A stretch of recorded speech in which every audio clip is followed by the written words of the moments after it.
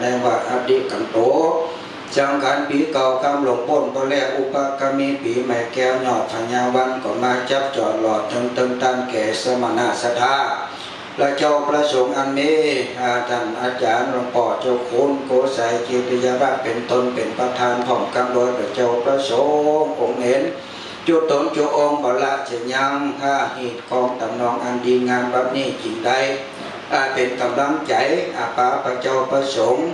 ทั้งหมดทั้งมวลก็มามีลูกศิษย์ลูกหาของท่านอาจารย์จันทร์หลวงพ่อเจ้าคุณจุดตนจุดองค์อันมีพระปวเรศพระมหาปวเรศกดีดังพระมหาสัตตากดีป้องกันโดย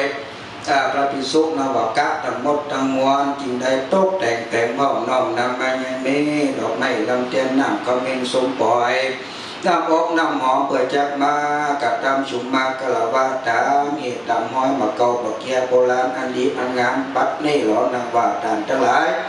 ได้ประมาทจากหลวงลำกำเกินได้กายกรรมบัจิกรรมมโนกรรมสันทิจักก็ดีบ่ได้สันทิจักก็ดีบัดดีตนตัวแห่งผู้คาผู้เป็นครูบาอาจารย์เป็นพระสังฆเจ้าขออนุญาตปงปังอโหสิกรรมซึ่งกรรมทั้งหลายมวลฝูงเหล่านั้นเมื่อมาลายหายสูญอย่าได้บังเกิดมีมาตั้งแต่มมุตตะกรณีไปเมียนาขอเฮสมณะชาตาต่างทั้งหลายจุดตนจุองค์จิตได้กัดตามจับจะจุมากะลาวาจุงประกอบกันโดยสลีตีคางมีอายุมันขวัญเยินคือว่าจุงประกอบกันโดยอายุวัตโกมีอายุมันเงินยาวสุขหญิงธนาวัตโกจงมีเขาของหมากของทุกสิ่งอุลานสิริวัตโกจงมีสิริแปดประการครบถ้วนอยากสวัตโกจงมียอดเหลือล้วนคนจมบาลวัตโกมีกำลังอันอุดมดีตั้งภายในและภายนอกวันดาวัตโกมีผิวพรรณงามถูกหมอกปอดดาสุขวัตโกจงมีความสุขมากนักหนาวัฒนาเจริญยิ่งผลทุสัพพะจุงจะมีแก่ตานทั้งหลายอยากกาจากกาวาสนิแถบดิลีสัพพีจุงเขากายเกิดเป็นเสาเรางามผิวปองที่ย่อก็ได้เป็นดีเอาไว้นอกแนวหนองก็กันวิวาจุงปากันให้ได้หูได้หันทนทีให้ได้หูยังตีมักขยามจันทุก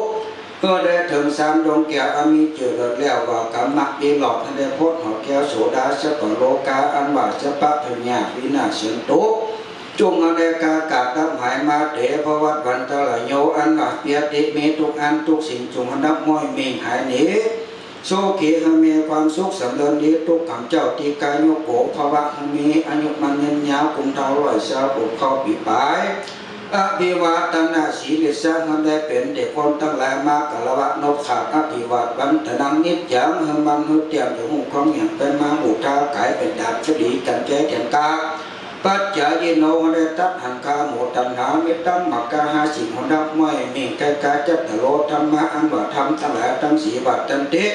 ก็กลายเป็นไปด้านแก้วขี่มุงหัวอายุมีกับตนกับตัวยืนหญิงหยดวันนอมีผิวพันธ์ดีสาโลดเป็นรัศมีสู้กันให้มีความสุขจากนั้นนี้ปุงนายพลังมีแห่งหลากหลายดังผู้พายปัญญาจ้างยาวะเป็นดังมาแก้วอาตัวเกิดอาชนัยนิพพานังเป็นปัจจัยต่ำตาเกิดแก่ฟ้าสูงมันคำเพราะเรามังสุขัง